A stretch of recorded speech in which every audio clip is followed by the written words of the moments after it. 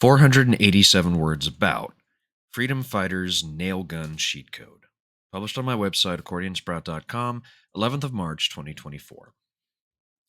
I press the following sequence: YA, XA, BA left on my GameCube controller, and from this point on, any Soviets I shoot and kill will fly through the air and remain fixed to a wall. This is a rather enjoyable experience, until one of my own fighters is suddenly lifted up and thrown half a mile away. It would be funny were it not for the fact that their body will hang there, leaving me unable to heal them, and now I'm down one soldier as I'm about to storm an electricity plant filled with Soviets. Freedom Fighters is a 2003 third person shooter action adventure video game about the Soviet Union invading the city of New York. It's dumb, speculative fiction, patriot porn at its best, and I love playing it. Cheat codes helped a lot, mostly to get more charisma to recruit more soldiers, or to get a free rocket launcher, because flip your helicopter, Nikolai. Uh, as a brief interruption, I didn't type the word flip in the original essay. I said the big one, the big F dash dash dash, but this is YouTube, so what you gonna do?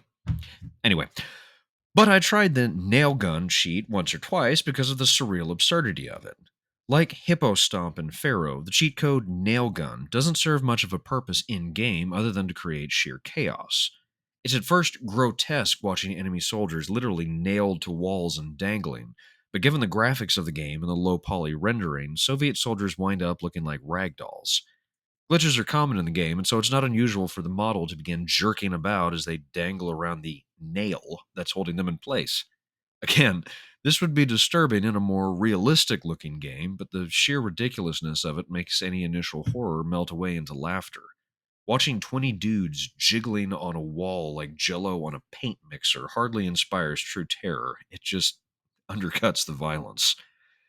Freedom Fighters is a violent game. It's about war. As such, most of the cheats are about getting better weapons or being able to recruit more soldiers. Nailgun is an outlier, but likewise reflects an older mentality of game design. Video games are software, programs that have been made by engineers rather than traditional storytellers. They're machines that foster play. Cheat codes like Nailgun were ways to fool around with code and allow players the chance to manipulate reality for their own amusement. I could play Freedom Fighters from beginning to end and never use cheat codes and still enjoy the experience, but the codes allow me the agency to create something new in the system. They also allow me to just cut through the dramatic tension and laugh at the violence on screen.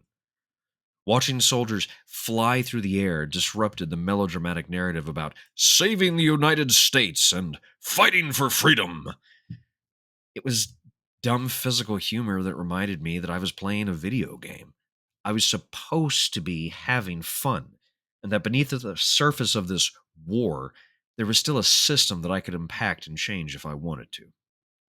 Joshua Jammer Smith, 11th of March, 2024. Howdy, I'm Jammer.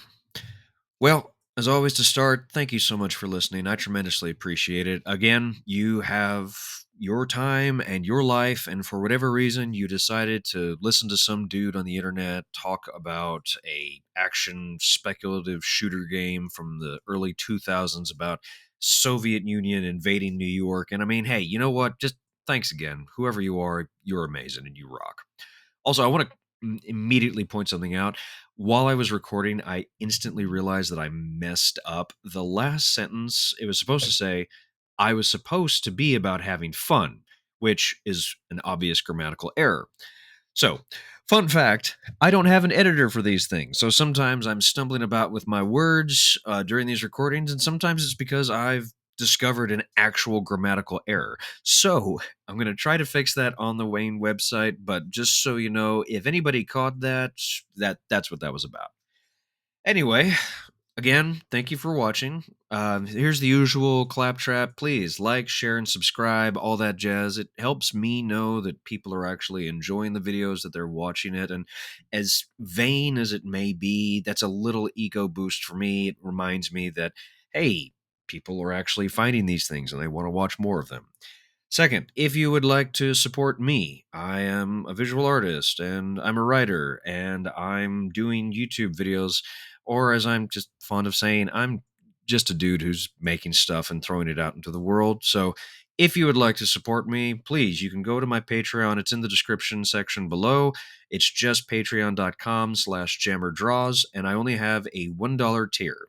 That's right, $1. It's $1 every month, or just $12 for a year, or you could do a one-time donation. It doesn't matter to me either way. Point is if you've got a couple of pennies in your pocket that you don't mind parting with, please, I would love support. But never any obligation to never any obligation. I would appreciate it if you do it, but no pressure. In terms of freedom fighters, it's important to note as of this recording, this is the only essay on my website about the video game Freedom Fighters. And honestly, that's really weird. I cannot describe to you how many hours I spent playing this game in the aughts, okay? Like, as soon as I bought this at a Hastings, and yes, I am old enough to remember what Hastings were and are. No, not are anymore. They were, because they filed Chapter 11 a couple years ago. Rest in peace. Point is, I played a ton of Freedom Fighters, yet for whatever reason, this is the only essay on my site about it.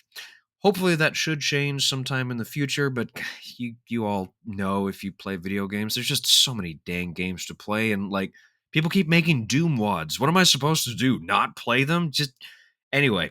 Point is, this is one of my favorite games. I had to write something about it, and honestly, I miss cheat codes. I really do. I really miss cheat codes in video games, and so I've tried in a couple of these smaller, under 500 word essays to just write something about the experience of using cheat codes and why I felt that it mattered. But regardless, I hope you've enjoyed this essay.